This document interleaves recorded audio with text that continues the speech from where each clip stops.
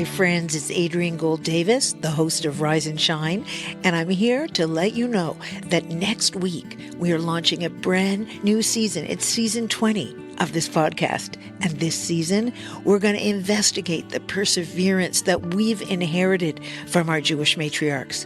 We're going to celebrate our bodies and our blessings, and we're going to teach our kids to learn and grow from the toughest moments.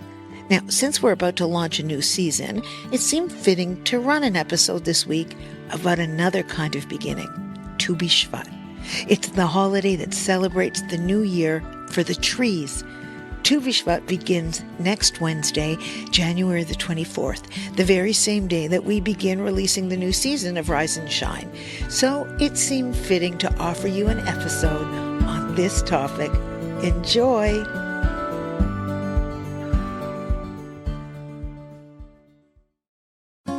This Rise and Shine podcast series has been made possible by the generosity of the Zeidelman Family Foundation, which is committed to the unity and continuity of the Jewish people through meaningful and relevant Jewish education and wisdom.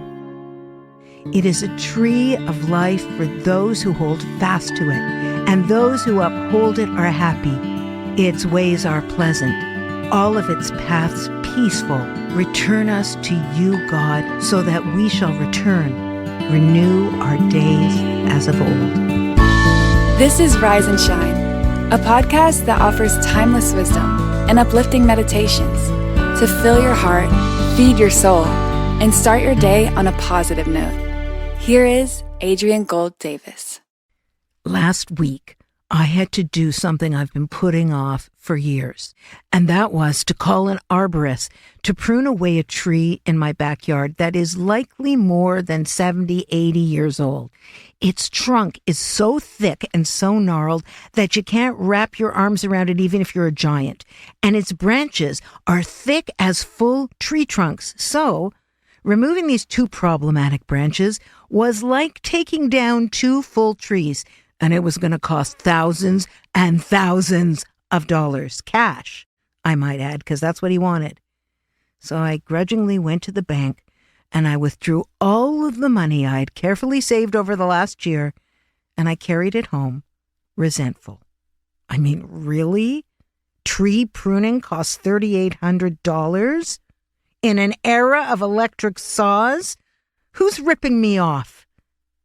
Well, the day their arborist arrived, he came with 4 other men. For 13 hours without break, they worked a process that humbled me. This was no walk in the park, especially in my narrow downtown house with about 5 feet between it and my neighbor's house. Strapped in with harnesses and rappelling 100 feet up in the canopy, I was surprised at the skill and expertise it took to tame that beast of a tree, and how respectful and deferent they were to that tree. They practically stroked it. And when one massive branch came down, they all gathered around to notice the shredded interior that carpenter ants had decimated with their tiny teeth, shredding this behemoth into sawdust. They pointed out marks and shadings that signal rot or damage, and they even explained the reason that the green shoots were sprouting out of the trunk. They were literally tree surgeons, and I watched with awe and more than a bit of shame. I tell you this because I'd always taken that tree for granted. I didn't maintain it as I should have. I didn't understand the absolute life, notwithstanding the ants, that coursed through its branches, but I should have, because every Shabbat in the synagogue, I sing Eitz Chaim, the tree of life, as they prepare to close the ark. I love that song. Eitz Chaim means tree of life, and it refers to our Torah. Here, these are the English lyrics. It is a tree of life for those who hold fast to it, and those who uphold it are happy. Its ways are pleasant, all of its paths peaceful. Return us to you, God, so that we shall return. Renew our days as of old. See, a tree is a wondrous thing. Torah references the planting of trees as one of Abraham's many acts of kindnesses and responsibility for others. There's a story in one of our sources that speaks of an old guy who was being watched while he was planting a fig tree. And the guy came over to him, this young guy, and said, "Do you really expect to live long enough to consume the fruits of your labor?" And this man replied, "I was born into a world flourishing with ready pleasures. My ancestors planted for me, and now I plant for my children." You know, we even have a holiday for trees. The 15th of the month of Shvat is called Tu B'Shvat, and we call it the New Year for the trees.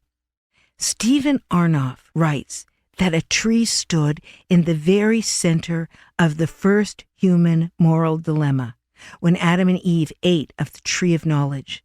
So one rabbinic tradition holds it was a fig tree, even though it's often thought of as an apple tree, which really was a misspelling or a mistranslation. Even though the fig tree, according to this interpretive literature, allowed Adam and Eve to doom themselves and their descendants to live a life in exile from paradise, the tree also offered them the first step towards their spiritual redemption by providing Adam and Eve fig leaves to cover their nakedness. Planting trees is an embodiment of the Jewish value of taking responsibility for each generation to cultivate resources for the next. Rabbi Yochanan ben Zakkai once said, "If you have a sapling in your hand and you're told, 'Look, the Messiah is here,' you should first plant the sapling and then go out to welcome the Messiah." And Alicia Greenbaum writes that just as a seed must first rot before it can begin to generate new beginnings, a person intent on self-growth and character evolution must be ready to undergo revolutionary change to the point that the old I, the ego and self-awareness, is completely effaced. Only in an atmosphere of humility and acceptance can the new I develop. You see, my assumption that I was being ripped off came out of sheer ignorance. It came from that typical human assumption that if there's a group of skills or intelligences that you possess and someone else does not, well, we tend to diminish the value and import of anyone else's skills. I remember, like it was yesterday, talking to our marriage counselors at the beginning of my marriage. I was complaining that my husband's not as verbal as my taste would like, not cerebrally or analytically driven like I am. The therapist laughed and said, "Adrian, if I had to be stranded on a desert island with you or with your husband, I would definitely choose him." "Why?" I asked her. I was a bit curious and a bit surprised.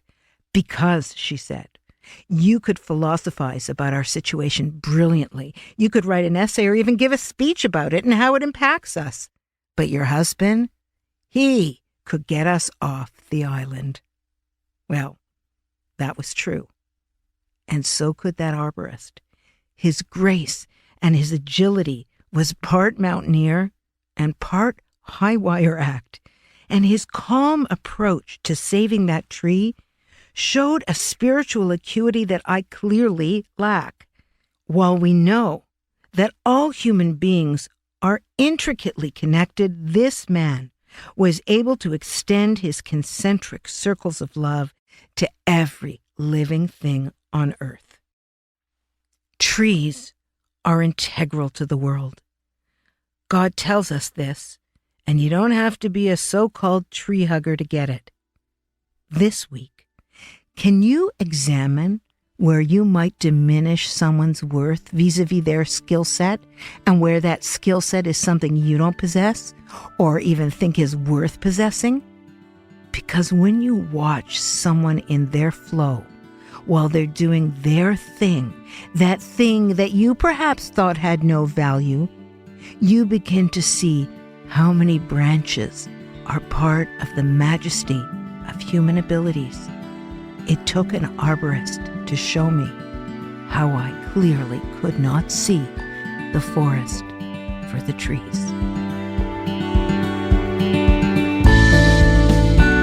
Thanks for listening to Rise and Shine. Don't forget to rate, review, and subscribe to Momentum Podcasts on Apple, Spotify, or wherever you get your podcasts. Join Adrienne again next time for more timeless wisdom and uplifting meditations that fill your heart, feed your soul, and start your day on a positive note. This podcast was sponsored by the Zeidelman Family Foundation. Spread the wisdom. Inspire Jewish individuals around the globe by supporting Momentum's podcasts. To sponsor, contact podcast@momentumunlimited.org. You're listening to a Momentum podcast. For unlimited inspiration, wisdom, and empowerment, visit momentumunlimited.org.